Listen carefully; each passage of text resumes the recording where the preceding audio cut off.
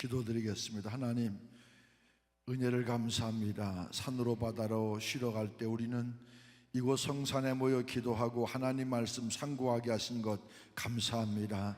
받은 은혜 마음속에 굳게 간직하고 험한 세상 속에 주님의 영광을 위해 아름답게 헌신하고 일하는 사랑받고 인정받는 주의 성도들 되게 주여 인도하여 주시옵소서. 귀한 헌금 드린 손길들을 주님께서 꼭 잡아주셔서 이 헌금 속에 고백된 신앙의 고백 위에 거룩한 성령의 기름을 부어주시옵시고 간구하는 믿음의 기도마다 주의 응답받게 하여 주시옵소서.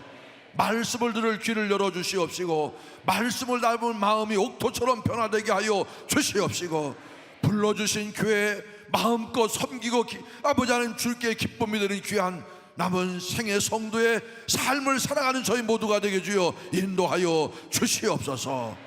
예수 그리스도의 이름으로 간절히 기도드립니다. 아멘. 할렐루야. 우리는 살다 보면은 여러 위기를 겪게 마련입니다. 신앙인이라고 예의일 수 없습니다. 아무리 신앙이 좋아도 아무리 모범적인 인생을 살아도 칭찬 듣는 신앙일지라도 반드시 위기를 겪습니다. 오늘 말씀을 통해서 위기 가운데 바른 신앙인의 자세가 어떤 것인가를 돌아보는 은혜의 시간 되기를 소망합니다. 위기 가운데 우리가 할 수 있는 일은 해야 될 것은 바로 기도와 찬송입니다. 오늘 본문에 보니까 바울이 네아폴리를 거쳐 빌립보에 있을 때 생긴 일입니다. 바울 일행이 기도처로 가는 도중에 점치는 귀신 들린 여종을 만나게 됩니다. 이 귀신 들린 여종은 바울 일행을 쫓아다녔습니다. 하지만 여종은 그냥 따라다닌 것이 아니라 애치며 따라다닙니다. 이 사람들은 지극히 높은 하나님의 종으로서 구원의 길을 너희에게 전하는 자라. 그것도 하루 이틀 그런 것이 아니라 여러 날 애치고 쫓아다닙니다. 왜 따라다녔을까요? 아마도 그 여종은 구원의 길을 자신에게도 허락해달라고 그렇게 애치며 따라다니듯 싶습니다. 더 이상 귀신의 의지와 뜻에 따라 살고 싶지 않았던 것입니다. 귀신에게 붙들려서 영적으로 피폐한 그런 삶을 살고 싶지 않았습니다. 남들처럼 평범하게 사람답게 살고 싶었습니다. 그 여종의 간절함을 이해한 바울은 선포합니다. 예수 그리스도의 이름으로 내가 내게 명하노니 그에게서 나오라. 이후 어떻게 됐습니까? 귀신은 즉시 떠나갔습니다. 더 이상 귀신은 그녀를 붙잡고 있을 수가 없었습니다. 예수 그리스도의 이름으로 이 세상의 권세를 사로잡고 있던 이 악한 영은 그 즉시 그 여에게서 떠나갔습니다. 그러면 바울의 이런 행동이 좋은 일입니까? 나쁜 일입니까? 당연히 좋은 일 아닙니까? 귀신 들려 살아가던 자에게 귀신을 쫓아내버렸으니 칭찬 들어야 마땅한 일 아닙니까? 하지만 현실은 오히려 반대였습니다. 바울은 이 일로 말미암아 고소를 당합니다. 여종의 주인들은 자기의 수익의 소망이 끊어진 것을 보고 바울과 실라를 붙잡아 장터로 관리들에게 끌어갔다 그랬습니다. 쉽게 말해서 여종의 주인들은 바울 일행을 영업 방해로 고소를 했습니다. 여종이 귀신 들려야 그 귀신의 능력을 힘입어서 점을 잘 칠 수 있고 그래야 복채를 받을 수 있는데 귀신이 떠나가 버렸으니 더 이상 어떻게 점칠 수 있겠습니까? 복채를 받을 수가 없습니다. 여종의 주인들은 자신의 여종을 철저히 사업의 수단으로 보고 있었습니다. 그 여종의 심신 상태가 어떠한지, 귀신 들려 영적으로 얼마나 어렵고 힘든 삶을 살고 있었는지 이런 문제에 대해서는 전혀 관심이 없었습니다. 그런데 귀신이 빠져나가서 점을 볼 수 없으니 손해가 이만저만아니었습니다. 여종의 영적 상태에는 눈꼽만치도 관심이 없던 주인들이었지만 자신의 금전적인 손해에 대해서는 매우 민감하게 반응했습니다. 불의는 참아도 자신의 불이익에는 조금도 참을 수가 없었습니다. 그래서 그 즉시 손해를 배상하라고 바울과 실라를 잡아서 관아에 데려갔습니다. 그랬더니 관리들이 옷을 찢어 벗기고 매로 치라고 명합니다. 부하들은 바울과 실라를 매를 많이 때려서 옥에 가두었습니다. 오늘 24절 말씀 보니까 깊은 옥에 가두었다 그랬습니다. 로마의 감옥은 보통 세 종류로 분류됩니다. 첫째는 보통 감옥입니다. 죄수들이 햇빛을 쬐고 공기를 들이마실 수 있습니다. 다음으로 견고한 빗장을 치고 잠그는 내옥이 있고, 그 그리고 사형수들을 수감하는 지하옥이 있습니다. 근데 여기서 바울과 실라가 투옥된 깊은 옥이란 바로 견고한 빗장으로 잠그는 내옥을 뜻합니다. 햇볕이 들어오는 평범한 감옥이 아니라 중한 죄인을 가두어 두었던 어두운 내옥에 갇히게 되었습니다. 억울한 일로 고발되어 매를 많이 맞고 깊은 감옥에 갇힌 바울과 실라의 마음이, 실라의 심정이 어땠을까요? 아마 마음속에 불평과 원망, 이런 것이 생겨날 수도 있습니다. 하나님, 우리가 도대체 잘못한 일이 무엇이 있다고 이런 시련과 아픔이 내게 찾아오는 것입니까? 아니, 귀신 쫓아낸 것이 무슨 잘못입니까? 아니, 귀신 들린 여종을 못 본 지 하는 것, 그게 맞습니까? 아니면 나도 우리처럼 그 귀신 들린 여종, 귀신을 쫓아내서 사람다운 사람 살게 하는 게 그게 잘하는 일입니까? 왜 우리가 좋은 일을 했는데도 결과가 이렇게 매맞고 감옥에 갇히게 됐습니까? 이런 한탄과 원망 늘어놓을 만도 한 일이었는데, 그런데 바울과 실라 그렇게 안 했습니다. 오늘 본문에 보니까 한밤중에 바울과 실라가 기도하고 하나님을 찬송하며 죄수들이 듣더라. 내옥에 갇힌 밤에 무엇을 했다고요? 기도하고 하나님을 찬송했습니다. 얼마나 놀라운 일입니까? 여러분 같으면 어떻게 했겠습니까? 억울하게 심하게 매맞고 거기다 감옥에 갇혀 발에 착고까지 채워져 있다면 입술에서 쉽게 찬송이 나오겠습니까? 그런데 바울과 실라 어떻게 했습니까? 절망의 순간에, 암울한 순간에 누구를 탓하거나 하나님을 원망한 것이 아니라 여전히 기도하고 여전히 찬송했습니다. 다들 아시겠지만 작년 7월 18일 오후 5시 27분 춘천중앙교회는 아직도 원인을 알 수 없는 화재가 났었습니다. 이 화재로 인해서 2층 본당, 3층, 4층 예배실 모두 전소됐습니다. 참 허망했습니다. 제가 40이 되기 전에, 금년 우리 춘천중앙교회 역사가 119년인데 그 교회 부임해서 열심히 목회해서 IMF 애완 위기 때 참 어려울 때 눈물과 기도로 100주년 기념 예배당 건축했는데 하루 사이에 잿더미로 변했습니다. 눈으로 보고도 믿어지지 않았습니다. 악몽을 꾼 것 같았습니다. 한여름밤에 지독한 악몽을 꾸었겠거니 했지만 꿈이 아니라 현실이었습니다. 처음 며칠 동안은 슬퍼할 겨를도 없이 바삐 지냈습니다. 조금 여유가 생기다 보니까 왜 불이 났을까? 우리 교회가 불이 나서 모두 타버려야 될 정도로 그렇게 문제 많은 교회였을까? 그런데 그런 생각 들었습니다.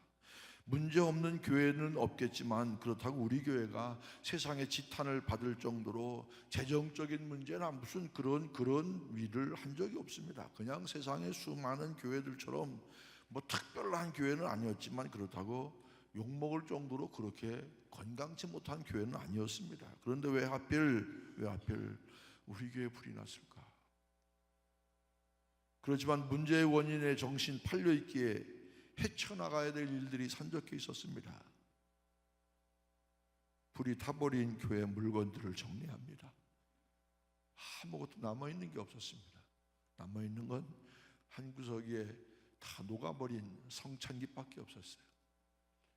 새로운 예배 처소를 마련해야 됐습니다. 또 예배당을 복원하는 일도 속히 진행해야 됐습니다. 월요일 날 불이 나는데 이런 상황 가운데 제가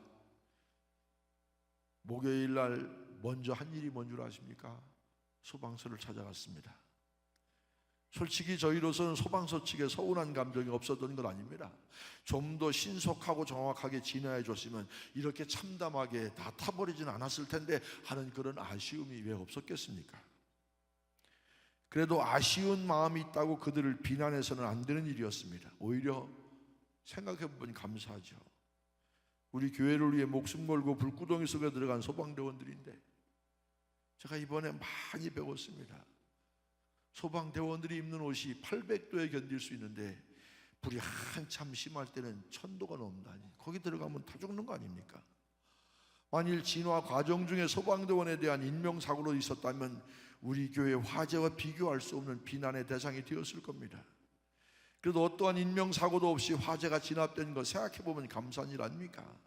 그래서 떡과 과일과 금일봉을 준비해서 말리는 분들도 계셨지만 장로님과 권사님 몇 분과 함께 소방서를 찾아갔습니다.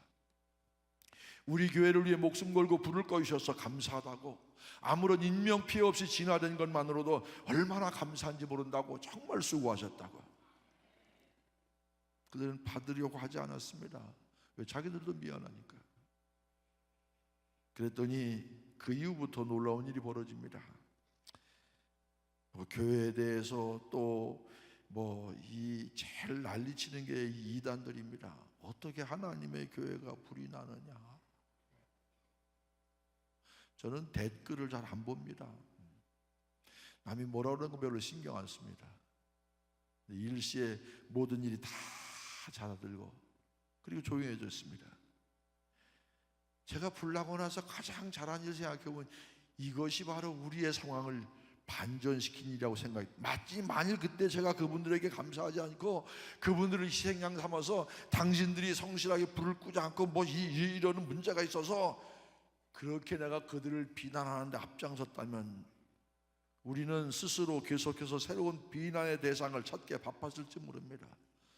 그때 누군가를 비난하는데 에너지를 쏟지 않았습니다. 오히려 우리가 했던 일이 뭔 줄 아십니까? 기도하는 일이었습니다. 소방서를 다녀온 후에 시작한 것이 전교인 12시간 릴레이 기도입니다. 아침 9시부터 밤 9시까지. 이 릴레이 기도는 작년 7월 25일 시작해서 올해 7월 24일까지 꼬박 1년간 진행했습니다. 그렇게 1년간 쉬지 않고 기도한 덕분에 우리는 그 큰 위기 속에서도 흔들리지 않을 수가 있었습니다. 예배당 화재는 119년 전 중앙교회 역사에서 어쩌면 가장 큰 위기였겠지만, 그러나 우리는 문제에 집중하지 않고 기도에 집중하고, 우리는 어려움에 집중하지 않고 주님께 집중하고 하나님께 집중하고 기도에 집중할 때 문제를 감당할 만한 그런 능력이 우리 속에 하나님께서 허락해 주셨습니다. 문제는 감당할 수 없는 것이 아니라 감당하고 남았습니다. 그러니까 딱 1년 만에 다시 복원하고 들어갔습니다. 전체 복원 비용이 80억 들었는데 뭘 놀라십니까? 빚도 없이 다 정리됐습니다.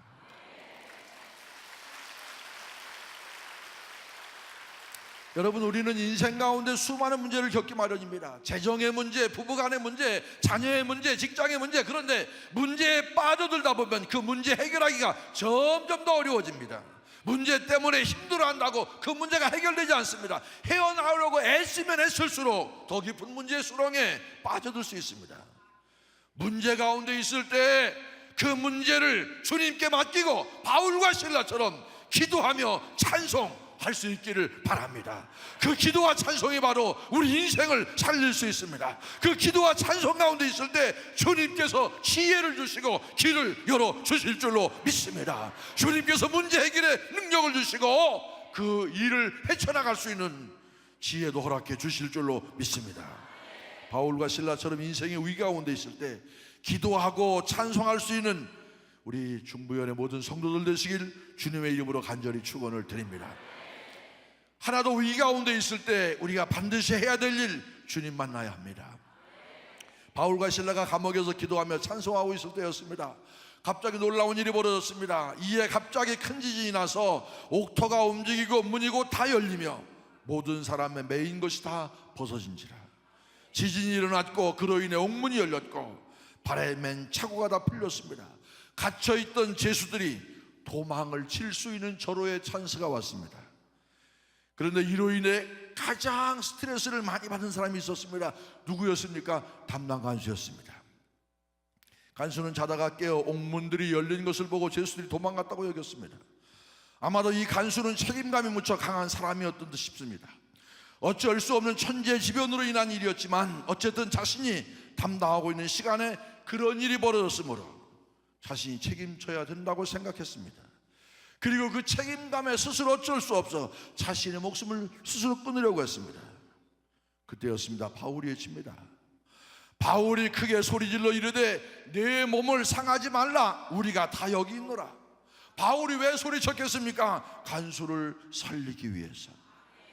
우리는 도망가지 않았다고, 여기 그대로 있다고. 그러니 제발 목숨 끊을 생각 같은 것은 하지 말라고, 그렇게 바울은 다급하게 소리쳤습니다. 간수는 이 소리를 듣고 너무 놀랐습니다. 지진이 일어나 옥문이 열리고 착고 이 붙들어 매고 있는 착고가 모두 풀린 상태인데, 그런데 감옥 안에 죄수들이 그대로 있을 것이라고는 꿈에도 생각하지 못했습니다. 간수는 등불을 들고 바울이 갇혀있던 감방으로 뛰어들어가 무서워 떨며 그 앞에 엎드렸습니다. 도대체 무슨 일인지, 어떻게 지진이 일어났고 왜 이들은 그 상황 가운데서도 탈옥하지 않았는지, 간수인 자신이 스스로 목숨을 끊으려고 할 때 왜 오히려 자신을 말렸는지 어느 것 하나 이 간수는 이해할 수가 없었습니다. 너무나 두려운 가운데 간수는 물었습니다. 내가 어떻게 하여야 구원을 얻으리까? 이때 바울이 무엇을 했을까요? 복음을 전했습니다. 주 예수를 믿으라, 그리하면 너와 내 집이 구원을 얻으리라. 바울은 지체하지 않았습니다. 망설이지 않았습니다. 단도직입적으로 바로 그 자리에서 예수 그리스도를 전하고 예수를 믿으면 구원받을 것이라 분명하게 복음을 선포합니다. 이 말씀을 듣고 그대로 믿은 간수와 그의 가족이 구원을 얻게 되었습니다. 간수가 구원을 얻게 된 것은 무엇 때문이었습니까? 위기를 만났기 때문입니다. 위기를 만나지 못했다면 어쩌면 이 간수는 평생 주님 만나지 못했을 것입니다. 자기 구원의 문제에 관심이 없었을지도 모릅니다. 하지만 간수는 목숨까지 끊으려는 위기를 만났기 때문에 내가 어떻게 구원을 받으리까 스스로 질문했습니다. 자기 구원의 문제에 매달렸습니다. 이럴 때 필요한 건 무엇입니까? 바로 하나님입니다. 복음입니다. 복음이 무엇입니까? 내 삶의 주인은 내가 아니라 하나님이고, 하나님만이 연약한 내 인생을 구원해 주실 수 있는 예수님만이 나의 구주시라는, 이게 바로 복음 아닙니까? 위기 가운데 있는 이들이 만나야 하는 것은 문제가 아니라 바로 주님입니다. 왜냐하면 주님만이 모든 문제의 해결자이시기 때문에 그렇습니다. 화재 이후에 큰 문제 가운데 하나가 예배 장소였습니다. 마침 1000명이 들어가서 예배 드릴 수 있는 공간이 없었어요. 시, 도 모든 기관은 문화행사에만 한다고 조례로 정해져 있어서 도움을 주고 싶어도 도움을 줄 수 없는 형편. 마침 강원대학교 백령문화회관이 있는데 그건 제법 큰 강당입니다. 이 본당에 이 앞에 무대를 레노베이션 하기 위해서 2달 동안 임대를 하지 않고 있었습니다. 그래서 우선 거기서 예배를 드렸습니다. 그리고 빨리 결정이 됐습니다. 아무리 학교 강당을 빌려봐야 보통 400-500명 들어가는 강당, 거기 왔다 갔다 할 수도 없고 주차장도 안 되고, 그래서 제가 고민하고 논의한 끝에 교회 주차장에 대형 천막을 치기로 했습니다. 천막 치는데 5주가 걸립니다. 1100석 규모의 천막 계대병을 세우고, 행정목사가 제게 천막 예배당 그렇게 하긴 뭐하니까 감독님 이렇게 교회 이 예배당 이 이름을 좀 붙였으면 좋겠어요. 그래서 제가 0.1초도 안 지나고 광야 예배당이라고 명명했습니다. 제 마음속에 분란 이후에 끊임없이 마음속에 들었던 생각이, 이스라엘 백성들이 가나안 땅에 들어가기 전에 이 광야에서 훈련받았던 그것, 40년 동안 광야에 머물면서 성막에서 예배드렸던 것처럼 우리가 새로운 예배당을 기대하며 이 광야에서 예배를 드리자, 그런 생각이 들었습니다. 당연히 광야 예배당은 천막으로 지어진 만큼 그래도 이렇게 더위는 좀 견딜 수 있는데 추위 힘들어요. 소음이 이게 방음이 안 됩니다. 바로 철길에서 5분마다 기차가 지나갑니다. 1100석 들어가는 저 항구퉁에 유아실을 유아실, 부모가 아무리 아이들을 잘 돌봐도 아이들 떠드는 소리가 다 들립니다. 겨울 추울 때는 어쩔 수 없어요. 그러면 바깥이 영하 18도 이렇게 되면 밤 10시부터 40평형 난방기를 10대를 가동을 시켜요. 아침 일부 예배 드리러 가보면 영하 2도 3도입니다. 성도들은 잠바를 입고 오지만 아유 저는 뭐 잠바 입고 설교할 수 없잖아요. 설교 끝나고 나면 온 몸이 몸살 걸린 것 같아요. 소화가 안 됩니다. 밤새도록 히터를 돌려도 안 되는 거예요. 성도들도 꼼짝없이 그 추운 겨울에 손을 비비며 예배를 드립니다. 그런데 감사했던 것은 추위에 벌벌 떨면서 예배를 드리면서도 아무도 불평하거나 원망하지 않았습니다. 따신 물 마실 곳도 없고 화장실, 남자 화장실 소변기 4개, 대변기 2개, 교회 학교 화장실을 같은 시간대에 어른 아이 한 2,000명이 쓰는데도 얼마나 그게 더럽고 힘들겠습니까? 그래도 아무런 불평하지 않았습니다. 그러면서 우리가 언제 이렇게 예배를 드리겠어? 언제 이런 예배를 드려보겠어?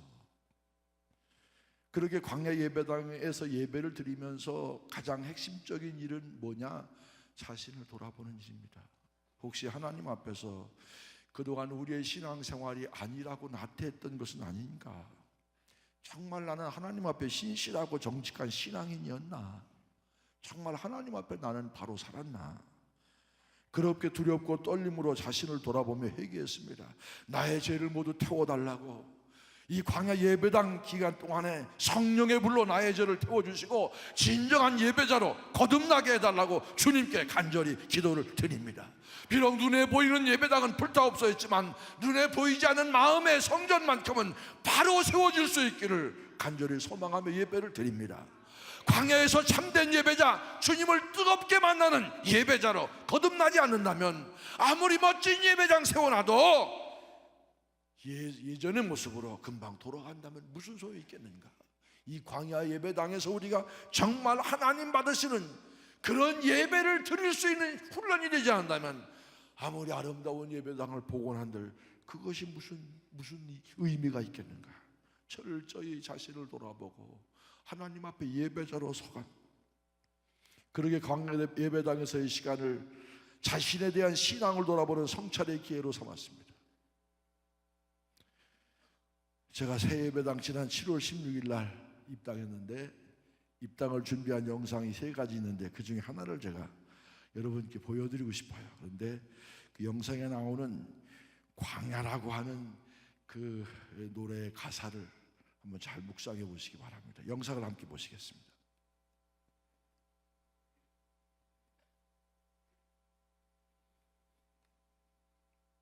오늘 오후 5시 반쯤 춘천시 퇴계동 춘천중앙감리교회에서 큰 불이 났습니다. 헬기 끝.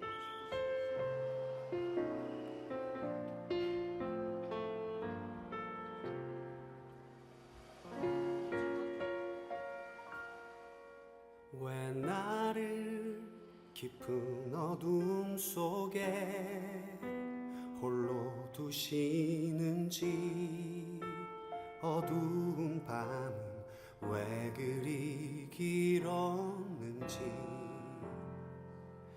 나를 고독하게, 나를 낮아지게, 세상 어디도 기댈 곳이 없게 하셨네.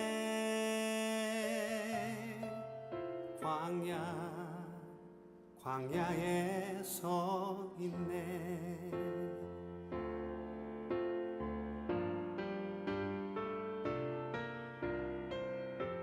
주님만 내 도움이 되시고 주님만 내 빛이 되시는, 주님만 내 친구 되시는 광야.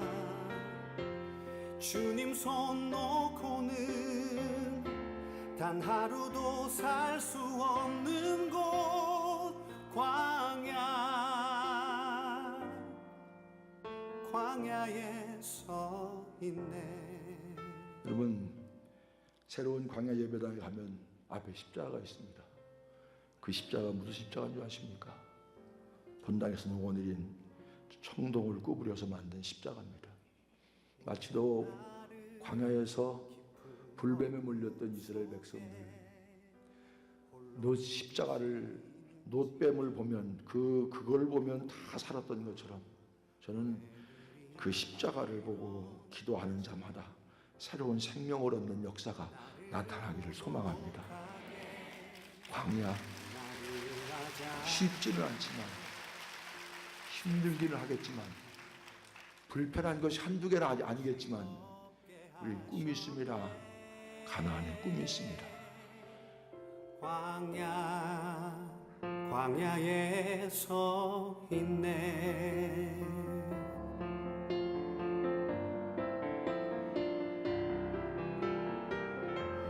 주님만 내 도움이 되시고 주님만 내 빛이 되시는, 주님만 내 친구 되시는 광야.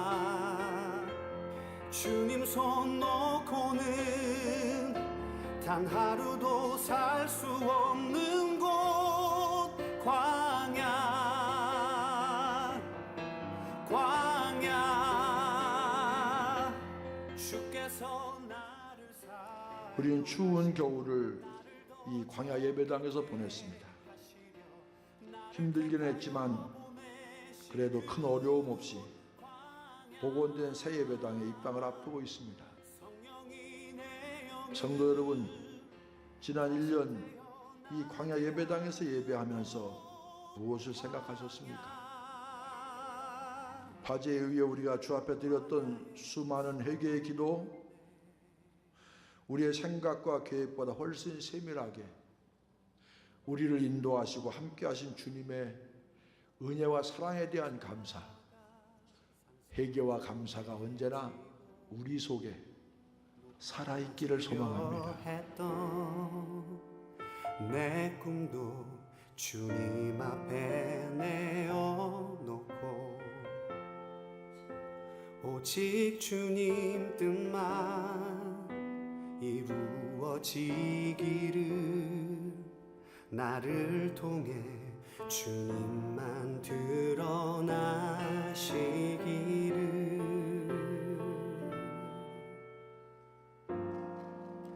광야를 지나며